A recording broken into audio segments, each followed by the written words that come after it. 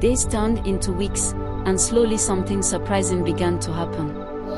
Funk, who had always found fault in every meal, suddenly started to eat without complaint.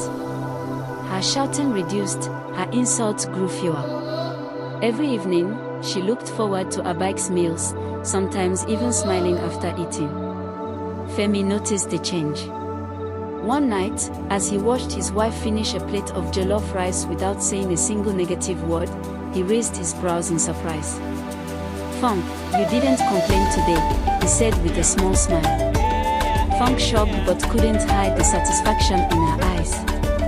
"Her food is good. I like it." Femi's heart lifted with relief.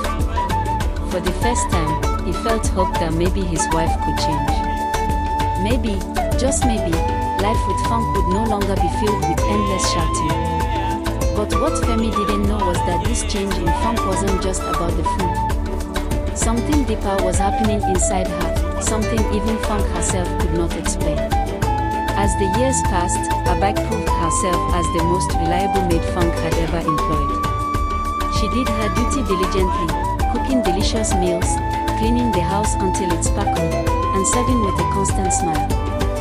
Funk, for once, stopped shouting and scolding. Her voice no longer shook the walls with anger. Instead, she ate her food quietly, sometimes even nodding in approval. Abike was pleased, and she worked even harder, believing she had finally found peace in her job. But peace in the Adewale household was short-lived. One evening, Funk complained of sudden stomach pains and weakness. Her skin grew pale, and before long, she fainted. Femi rushed her to the hospital, his hands trembling as he drove. The doctors worked quickly, running test after test, until finally they returned with heavy faces. "Sir," the doctor said, "your wife has suffered a miscarriage. And there is an infection in her womb. She will need surgery." The news shattered Funk's heart.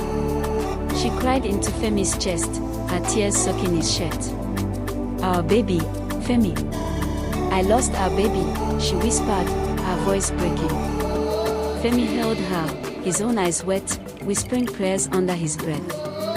She was admitted immediately, and the surgery was scheduled.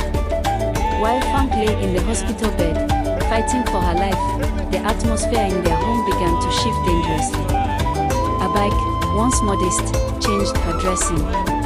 Whenever she was alone with Femi, she wore tighter skirts, shorter blouses, clothes that revealed too much of her skin.